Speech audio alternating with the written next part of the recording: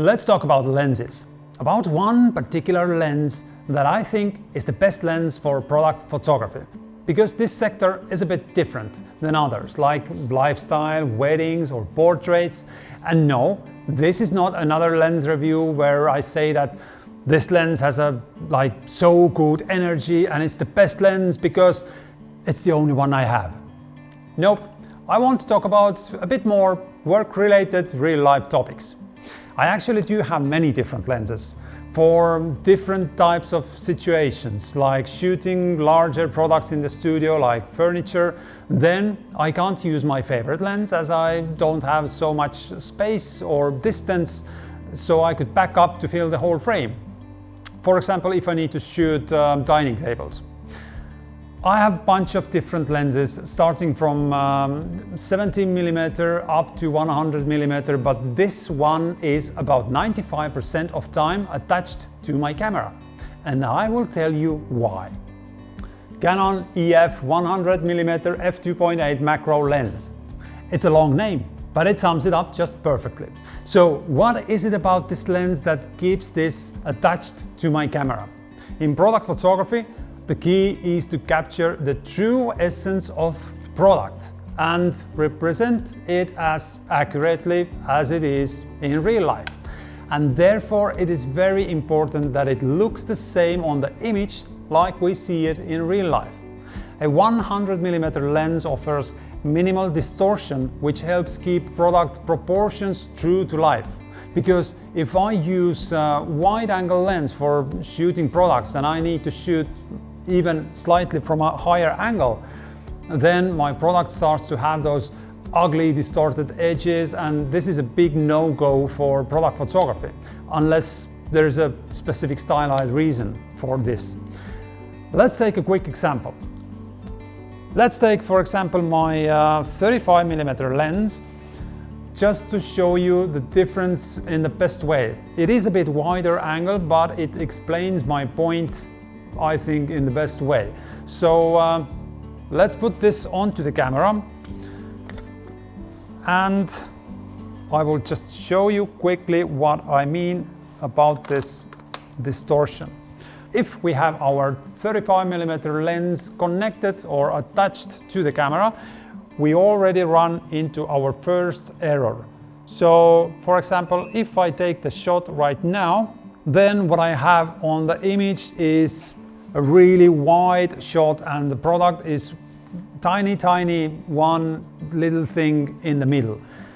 In order to get the whole frame filled with the product, I need to go closer than it is right now. So let's take it just quickly off the stand and let's go closer. And let's say a client wants to have this higher angle, slightly from top to down, because they want to show the top part of the product as well.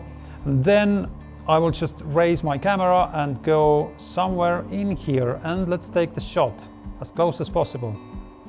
And this is the closest I can go with this 35mm lens. Let's take the shot. So now, as you can see, this is a really ugly image because the wide angle is distorting this product. You see the bottom part of the product is really narrow and the top part is wide and the proportion is not accurate at all. It looks really bad. So now let's take a comparison image. We have this one taken with 35mm lens and we now replace it with our favorite lens, which is 100mm macro. So let's put this on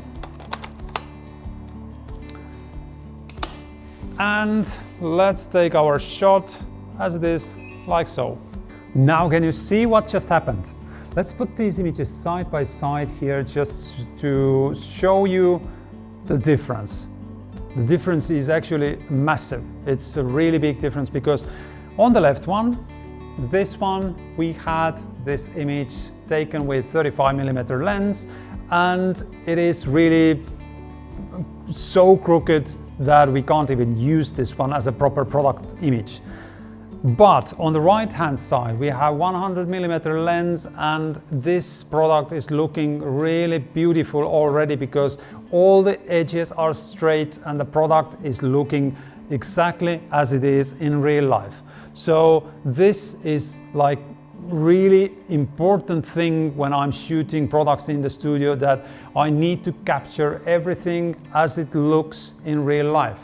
So I could say this is my #1 most important feature on this lens.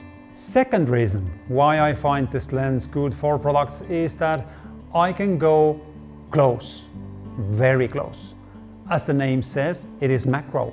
And I find myself very often close to the object with my camera, as some of my products are very small, or I need to take some very close-up detail shots and I want to fill the whole frame properly. As this lens is macro lens, then I can get really specific details from my products. For example, if I need to shoot garments and I need to take some close-ups of the fabric or stitching, then I can get everything properly in the frame, and I like it. And I would say that this is my second most important feature on it. And just for the info, that word macro doesn't mean that this lens is for close-up shots only, like I did when I started out in photography. Actually, you can use it everywhere, but the macro mode gives you this extra advantage to get extremely close if needed. For the third one, it is image stabilization. I find it very important when I shoot quick social media content, and I need to change angles quickly, just for a moment before I set up another composition. Stabilizer helps me shoot handheld without using tripod all the time, and it allows me to speed up my whole workflow in the studio. So usually I keep my camera on the stand as it is here. I have this one identical position to shoot my compositions, but sometimes I need to take it off and I need to take some details from the side or from very close. And for that, I don't need to move my stand and spend time on adjusting the whole composition, but I can just quickly take the shot and shoot everything handheld. And another very important reason for me is the compression that 100mm lens has. What does it mean? Compression means that how much this lens compresses the background. Let's take an example. If I line up my 35mm lens as nice as possible and take the shot, that then you see a whole lot of background visible behind the product, and it makes my life difficult, as then I need to have a bigger background behind my product, and it's always taking so much time. And also everything will be more sharper when I shoot stylized compositions, for example. And this is because wider lenses capture wider background, even if you go close. But now with the 100mm, it captures much less background as it compresses the whole image and you have your main focus on the product. And with all sorts of different compositions, this is a very important feature for me. Let's take an example. I will use this as our measuring plate behind the product. Let's see if I can just place it somewhere in between here. Well, if I keep it like that, stay there. This is just to show you. It's not any kind of lighting setup right now, but just to show you how different lenses are capturing the products and the background. I will turn on live view, like so. Let's turn on the live view here, and now let me just mark the position or the background. Let's mark the background. This is one line, and this is the second one where we should have our edges when using 100mm lens. So now let's replace this lens. Let's take our 35mm let's even take the shot as well. Let's take our 35mm now and let's put it on. And now I know I need to go closer.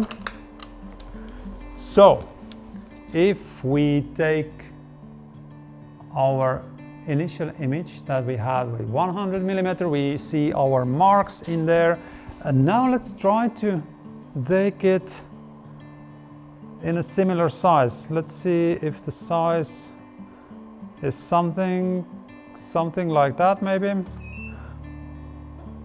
So on the screen we put these images side by side here so I could explain it a little bit easier.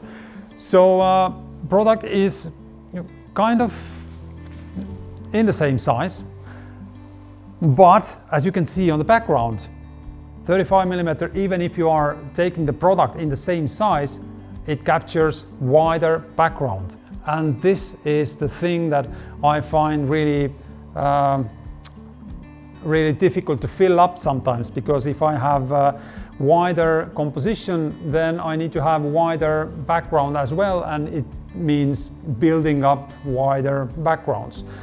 But with 100mm macro, you can just have this compressed background and it looks much better.